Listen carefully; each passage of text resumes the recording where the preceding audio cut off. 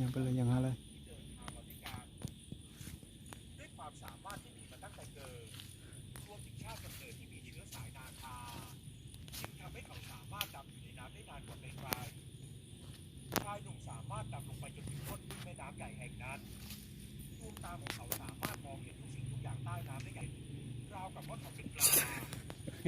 ใต้ถุนนาแล้วก็ถุนขึ้นมาหายใจสักครั้งเพื่อไม่ให้เป็นที่สังเกตเห็นปะ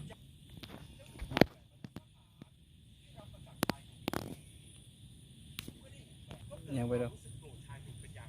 มันโดยเฉพาะตอนที่เจ้าหญิงทรงปลดดอกไม้ที่ประดับพระเกศามอบให้กับชายหนุ่มไม่เพียงเจ้าระหว่างนั้น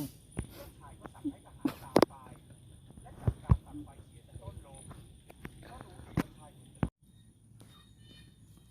ปีนมาคันนี้ปีนมาคันนี้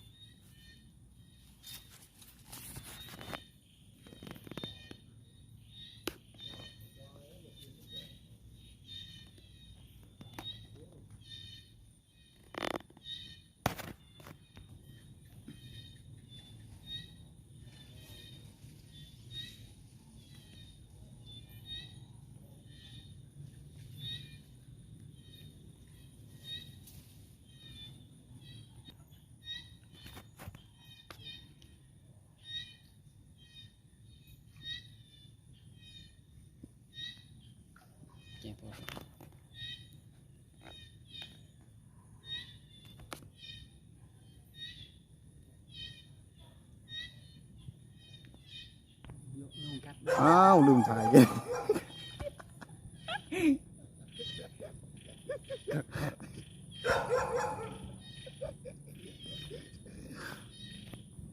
ตัวนี้ตา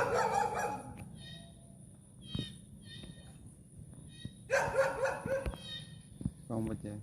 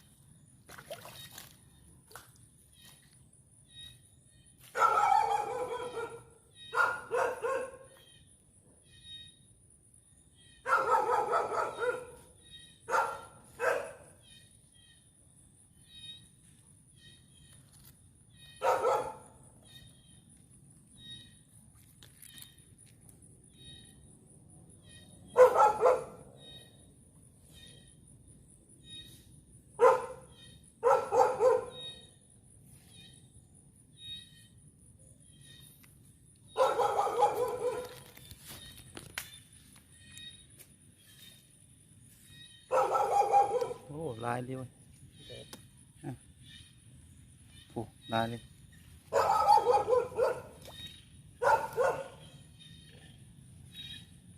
รูปกลางนี่รูปกลาง คอนี่